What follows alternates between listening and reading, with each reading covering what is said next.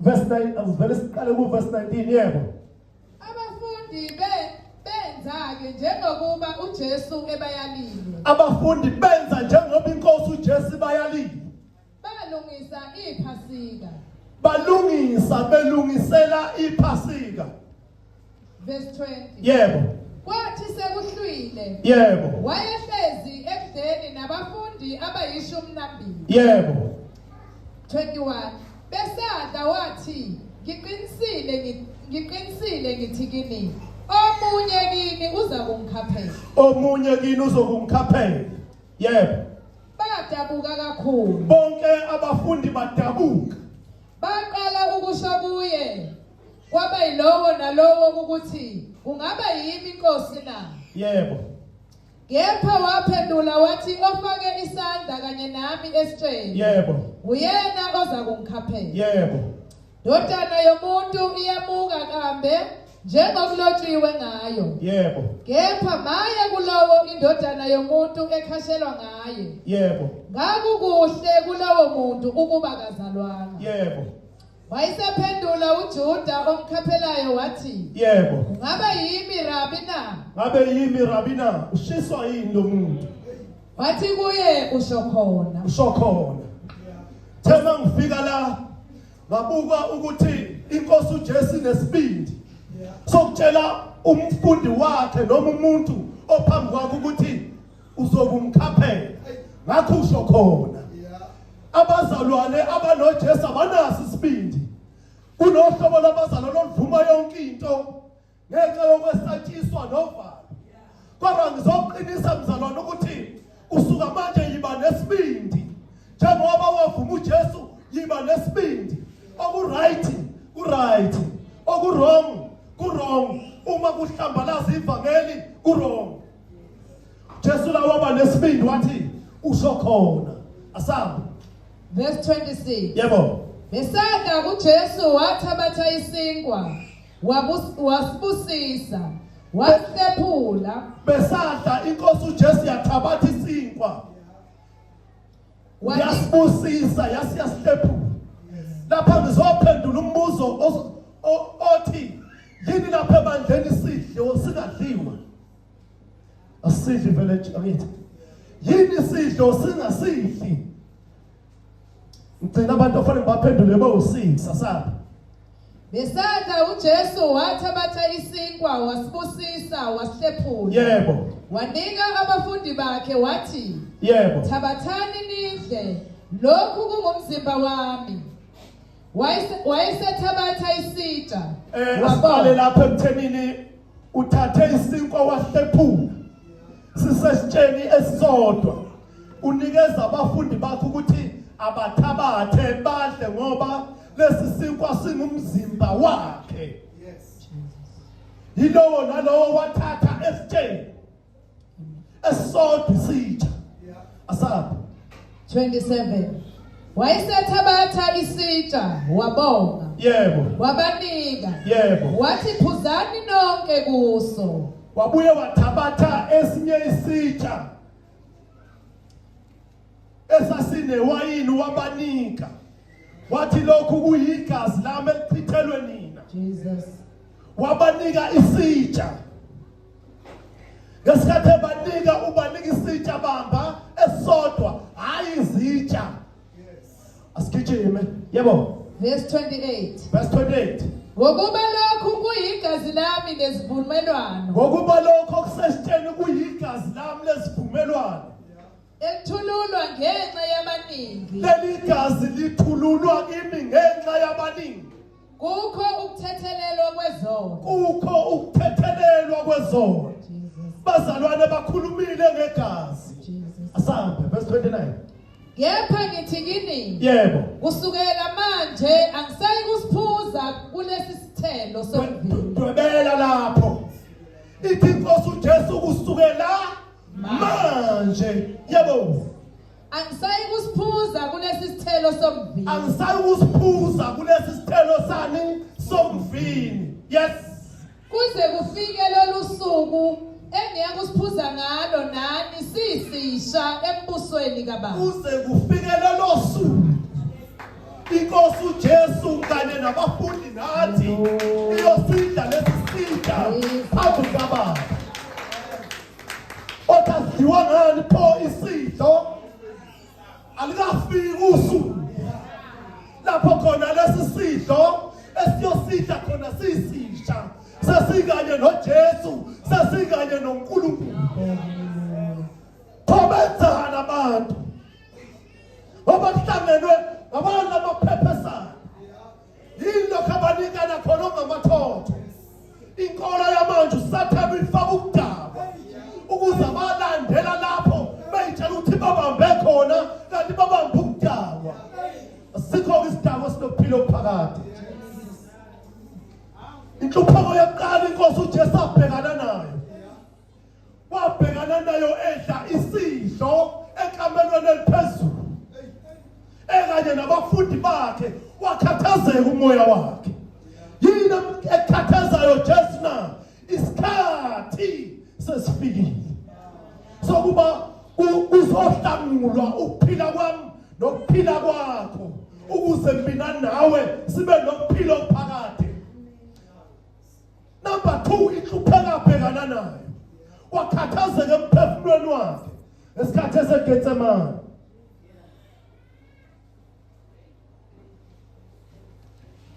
Gijima kuyu verse chapter 26 verse 37.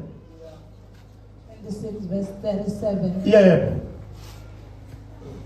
Wathatha uPetru namadodana amabili kaZebedewu. Yebo. Waqala ukuba nomunyu nosizi. Isikhathi sesondele sokukhululwa kwami nawe. Inkosi uJesu yaqala ukuba nomunyu. Yaqala ukukhathazeka, yaqala ukuba nosizi emphefumulweni. Verse 38. Yebo. Khona wathi kubo. Yebo. Umphefumulo wami ulusizi kakhulu. Umphefumulo wami ulusizi kakhulu. Kuze kube sekufeni. Kuze kube sekufeni. Hlalani lapha nilinde kanye nami. Yebo. Verse 39. Asibambe lapha. Ukuthi uJesu inhlupheko abhekana nayo, wabhekana nayo eseGetsemane. Ngesikhathi eseGetsemane umphefumulo wakhe waqala ukuba nomunyu, waqala ukuba nosizi. Ngoba isikhathi sokukhululwa kwami nawe sasesifikile. Umesuka lapho eninhlupheko abhekana nayo. Besuka eGetsemane kwafika amasoja, kwafika ibutho, kwafika ababhali, kwafika abafarisi bezombamba uJesu. Ngesikhathi befika umchaza ngale kuJohane ukuthi ngesikhathi befika bafike babuza kuye. Wathi uJesu yimi lo enimfunayo. Lithi iBhayibheli lambahlehla. Bawa abanye. Waya kubo uJesu wathi kanti nifuna bani? Bathi sifuna uJesu. Wathani nguye lona. Ngithanda mayesethi bayekeni laba. Abafundi bayekeni. Thina ithi iBhayibheli babaleka. Balandela kancane abawu2 balandela kancane. Kodwa bafika bambamba. Ngesikhathi bembamba inhlupheko abhekana nayo, wabhekana nayo kuyiwe ekhaya lompristi omkhulu uCaiphas. Ngibambele khona lapho kuMateyu 26 verse 27.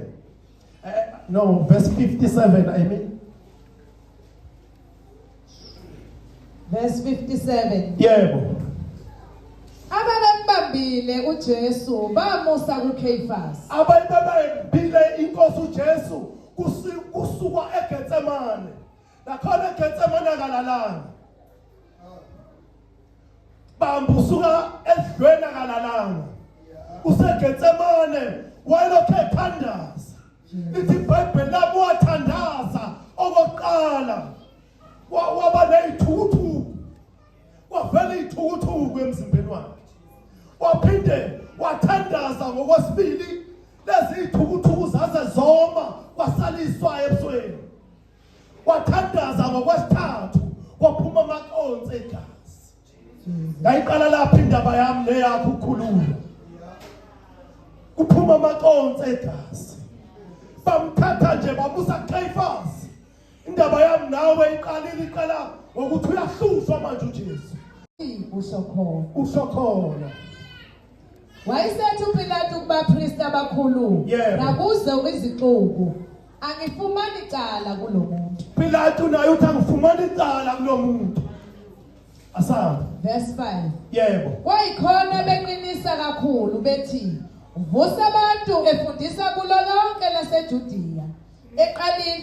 Eqalile kwelaseGalile wafika lapha. Yebo. Pilati esezwa lokho wabuza ukuba lowo muntu ungowaseGalile yini. Yebo. Esethole ukwazi ukuthi ungowesifunda sikaHerodi, wamthumela uHerodi owayekhona, wamthumela kuHerodi owayekhona naye eJerusalema ngalezo zinsuku. uPilato akafumani icala enkosini uJesu. Then uPilato naye uthatha uJesu umusa kwenye inkosi. Umusa kuHerodi. Ngoba uJesu kuyavela ukuthi akusiye owalesi sifunda. Then umusa enkosini yesifunda sakhe. Umuntu okholwayo kufanele azi ukuthi emhlabeni asisi isifunda sakhe. Isifunda sakho sisezulwini. Umuntu onoJesu kufanele azi ukuthi inyama izobola ngoba inendawo. Phefumulo. uJesu la nenyama. Kodwa unento ebiza lapha ngokwenkosi eGalile. Nathi silanga ngokwenyama. Kodwa ngokomphefumulo asibizi umhlaba. Noma bengathi abantu lona umuntu wami. Yazi ukuthi wena usiwe umuntu wabantu. Wena umuntu kaNkulunkulu. uJesu noHerodi kuyena lapho chapter 23. Cela ungibukela uverse 7. 23 verse 7. Yebo. Esethole ukwazi ukuthi ongowesifunda sikaHerodi, wamthumela kuHerodi owayekhona naye eJerusalema ngalezo zinsuku. Yebo. Wathi uHerodi embona uJesu, wathokoza kakhulu. Wathokoza kakhulu. Ngokuba wasekade efuna ukumbona. Yebo. Wasekade efuna ukubona. Lokhu ebezwile. Asapha. Lokhu ebezwile ngaye. Yebo. Wayethemba ukuthi uza kubona isibonakaliso esithile senziwa nguye. Kuyenzeka ukuthi abantu beze kuJesu ngoba befuna ibonakaliso. Bagcina bebanjwe izibonakaliso. Bengadluleli kuJesu bebanjwe ezibonakalisweni. Khona la uvela khona abantu abaningi ngenxa yezibonakaliso ukuthi bafuna ibonakaliso, bafuna into eziphathekayo. Asaba. Verse 9. Yebo. Wambuza ngamazwi amaningi, kepha yena kamphendulanga kalutho. Yebo. Abapristi abakhulu nababhali babemi bemmangalela kakhulu. Kepha uHerodi namabutho akhe bameyisa. Yebo. Bambhinqa baze bamembathisa ingubo ecwebezelayo. Bayambhinqa uyembathiswa nengubo ecwebezelayo ongesiye yakhe. Asamba. Bambuyisela kuPilato. Baphinde futhi bambuyisela kuPilato. Gijima ngibambele uverse khona lapho verse 13. Pilato wabizela ndawonye abapristi abakhulu. Yebo. Nababusi nabantu. Nababusi nabantu. Yebo. Wathi kubo, nilethe kimi lo muntu ngokuthi ungodukisa abantu. Yebo. Bekani mina ngimhlolile phambi kwenu. Bekani mina ngimhlolile. Uma ngimhlole phambi kwenu. Asamba. Kepha angifumananga cala lalezo zinto enimmangalela ngazo. Pilato naye uthi akafumani cala eyintweni okumangalelwe ngazo uJesu. Asamba. Kunjalo noHerodi futhi ngokuba umbuyisele kithi. Yebo. Bheka-ke akenzanga lutho afanele ukufa ngalo. uJesu akenzanga lutho owayefanele ukufa ngalo. bamba isizathu sokuthi uJesu ubhekana nalezi inhlupheko ukuze mina nawe sibe lokuphila ophakade. Wayengathanda ukungena lapha. Umuzwa bayithandaza eGetsemane ethi baba umuthanda asedlule kimi lesi sitha. Umuthanda asedlule kimi lesi sitha. Kodwa ngenxa ukuthi waye kuyiplan uzokhulula umuntu. Wambiza ukuthi abekezele kulezi inhlupheko ahlushwa ngazo ngenxa yami nangenxa yakho. UPilato bayengafumani icala umshove esiphambanweni uJesu. Inhlupheko ye7 ngigijimela uye kuMathewu chapter 27 verse 50. Verse 8. 27 verse 50. Yebo. uJesu wabuye wamemeza ngezwi elikhulu wafa. uJesu sasesiphambanweni. Ngesikhathi esiphambanweni wangahanjwa kamnandi kusuka kwaPilato. Wakwenyukela. Ngesikhathi kuyiwa eGolgotha wayihamba eshaywa. Ngesikhathi eshaywa igazi lalokhu ligobhozile emzimbeni wakhe. Igazi ligobhozelani na? Igazi okufanele lizosindisa izoni emhlabeni. Uma ufunda iBhayibheli lithi esesithola isiphambano wawa. Ngesikhathi ewa wayengawuyiswa ukuthi wayesehluleka sephela amandla. Kodwa igazi kuye laseliphumela kakhulu. Isayini yokuwa kusho ukuthi umuntu usephelele ngamandla usophela kakhulu. Abaziyo kwaIsrayeli unomanga ukuthi uJesu waba ngawu9 ebheke eGolgotha ethola isiphambano. Isiphambano esasokhulula mina nawe. Ukuthola isiphambano noma ugqoka into esiphambano akusho ukuthi wena uyakholwa kangcono. Akusho ukuthi unokuphila ophakade. Ukuthola isiphambano noma ugqoka kwakho isiphambano noma yini lesiphambano kusho ukuthi uphambene. Kusho ukuthi uphambene. Yikho ningabona isiphambano la. Ngoba indaba yesiphambano wakuyolungisa ukuphila kwami nokwakho. Walungiswa kabuhlungu. Sacela okay. Asigijime la esifunda khona. Matthew chapter 27 verse 50. Lithi iBhayibheli uJesu wamemeza ngezwi elikhulu wafa. Enhlupheko abhekana nayo ukuthi ayobethelwa esiphambanweni. Ngesikhathi ebethelwa wayengabethelwa kamnandi. Ngesikhathi ebethelwa sasingena isipikili ukuthi isando sigejile sashaya inyama kwangasho lutho. Ngesikhathi ebethelwa wabethelwa nangapha kulesi sandla. Ngesikhathi ebethelwa sabhangwa inyama. Sangena isipikili ephila. Ngesikhathi basivusa isiphambano siphoseka phakathi emgodini ayanyakaza amanxeba ayanwebeka. Ukunwebeka kamanxeba nasekhanda lakhe kunomqhele wameva. Kunegazi eliphume ekhanda. Kunegazi eliphume ezandleni. Kunegazi eliphume enyaweni. Wamemeza ngezwi elikhulu wafa. Gijima uye lapha kwiSwatini.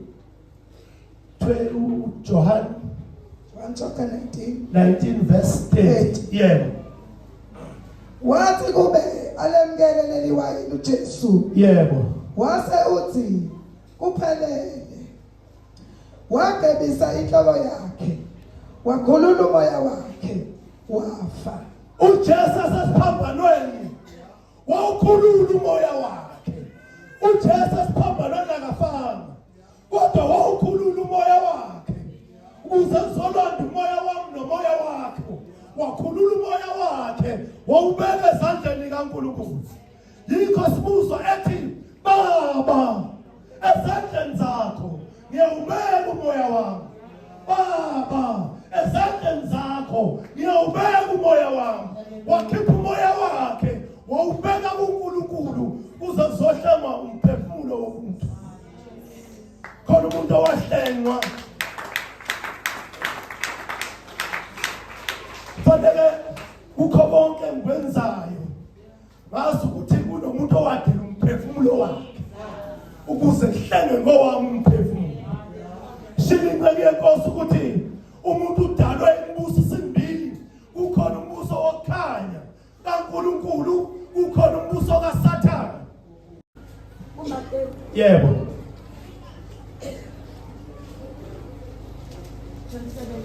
27 verse 51.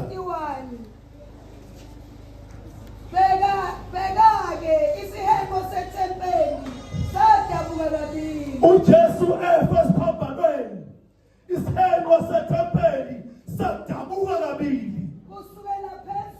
Kusukela phezulu kuze kuyofika phansi. Ukudabuka kwalesi sihengo sasidabukela ukuthi umuntu lapha kade banjwe khona emagazini okukhulunyiwe ngawo akhululwe kuwo. Kungaba lishwa, kungaba libhadi ukuthi umuntu wadabuka isihengo sehlukanisa indawo engcwele nendawo engcwele. Kodwa mina ngisaphethe igazi leyinkukhu, saphethe igazi lezimvu, saphethe igazi leyimbuzi. Ngizothi izono zami ayiqolelwe ngaleli gazi. Isihengo sadabuka, okusho ukuthi umbuso wamadlozi waphela, umbuso womnyama waphela. Dabuka isihengo. Asaba umhlaba wazamazama. Yini umhlaba uzamazama na? Udalwe ngayo uJesu. Umhlaba wadalwa ngezwi. Yini umhlaba uzamazama. Uma kufa uJesu esiphambanweni, umhlaba wazamazama. Uzohle umphefumulo wami, uzohle umphefumulo wakho. Asaba bazalwane, uJesu lidwala. Uma amadwala ebona idwala lifa, awuvela umbuso wamadwala akhelezeka, khelezeka idwala elikhulu. Haleluya. Amadwala akhelezeka. Asapha. Verse 52. Yebo. Amathuna avuleka. Amathuna enze njani amathuna? Ngoba abantu becetha amathuna baya emathuneni, abazi ukuthi amathuna avuleka. Sifunani amathuneni avuleka, sifunani namakhandlela ngoba idaliwe. Asapha. Imizimba eminingi abangcwele ababelele yavuka. Asiyo noma yimiphi imizimba eyavukayo, kodwa imizimba yabangcwele. Akusho ukuthi umuntu okholwa inkosi uJesu kufanele asigcine engcwele ukuze ayokwazi ukuvuka. Abantu abayovuka ngosuku lokubuya kwenkosi asiyo umuntu, asiyo noma ubani, kodwa umuntu olale engcwele. Uma elale engcwele uyovuka. Bazalwana sigcine engcweleni bukaNkulunkulu. Asaba. Verse 53. Yebo. Baphuma emathuneni emva kokuvuka kwakhe. Yebo. Bangena emzini ongcwele. Bangena emzini onjani? Ongcwele. Ongcwele. Yebo. Babonakala kwabaningi. Mzalwana uthanda ukubonakala kwabaningi. Asambe. Verse 54. Yebo. Kepha induna yekhulu. Kepha induna yekhulu. Ababenayo. Belinda uJesu. Yebo. Belinda uJesu bebona kuzamazama nalokho okwakwenzekileyo. Besaba kakhulu. Besaba kakhulu. Bathi. Nempela Nempela lo. Indodana kaNkulunkulu. Nempela lo. Nempela lo. Indodana kaNkulunkulu. Nempela lo. Indodana kaNkulunkulu. Mhlobo wami ngaba kubi ukuthi siqede lezi inkonzo ungakazi uvume ukuthi ngempela lo. Ngempela lo. Indodana kaNkulunkulu. Yini indodana kaNkulunkulu? Asivale manje gijima uye ku-Isaiah chapter 53.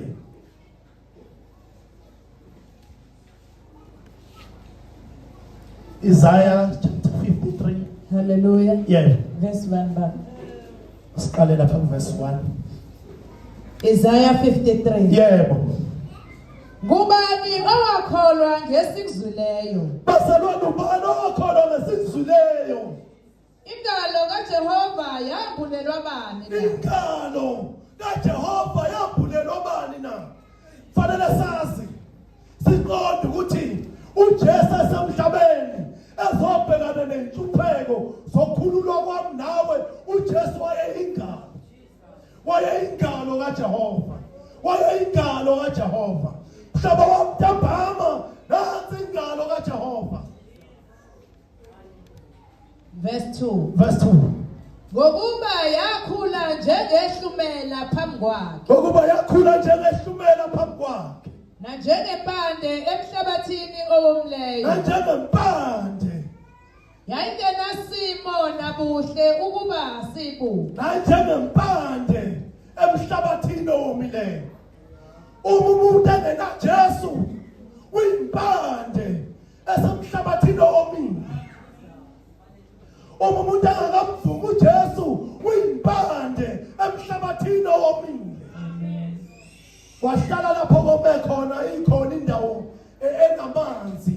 Ikhona indawo right. Asambe. Yayingenasimo nabuhle ukuba sibu. Ngesikhathi uJesu ehlushwa isimo sokuthi abukeke sasingekho. Yayingenasihle ukuba singenze njani singambuka ngendlela ayeshawe ngayo. Yayingabukeki ukuba siyifune. uJesu wayengabukeki ebhekene nenhlupheko yokukhululwa komuntu. Wayengabukeki, wayengafuneki ukuthi singamfuna. Verse 3. Yebo. Yayiteleliwe. Jesu wayedeleliwe ethumba, khafulelwa ngamathe, embozwa ngendwangu ebusweni, eshaywa kuthiwa ngaprofethi ukuthi ubani omshayile. Kwakukumedelela lokho. Jesu wadelelwa ngenxa yami nawe. Asambe. Yashiwa ngabantu umuntu. Yashiwa ngabantu. Yashiwa ngabantu. Umuntu wabhlungu owazi ukugula. uJesu esenyameni kwakumuntu omhlungu. Kwakumuntu owezwa inhlungu. So uyakwazi ukugula ngoba inhlungu waziswa, engaguli kodwa wagula, eguliswa ukuzokhulula mina nawe. Asambe. Yeyiswa injengositezelwa ubuso ngabantu. Yebo. Asishaya nto yalutho. Asishaya nto yalutho. Yebo. Kepha yazithwala izifo zethu. uJesu wayithwala izifo zethu. Yabentshatha ubuhlungu bethu. uJesu wabentshatha ubuhlungu bethu. Ngesikhathi ehlushwa ubentshatha izifo zethu. Ngesikhathi ehlushwa wentshatha izifo zakho. Wentshatha izifo sami. Kodwa thina sathi ijezisiwe. Sathi ijezisiwe. Ishawe uNkulunkulu ihlushiwe. Yebo. Yebo yalinyazwa ngenxa yeziphambeko zethu. uJesu walinyazwa ngenxa yeziphambeko zethu. Uphela uJesu abhekana nazo uNkulunkulu wayezokhulula ukuphila kwami. Wayezokhulula ukuphila kwakho. Siyabonga.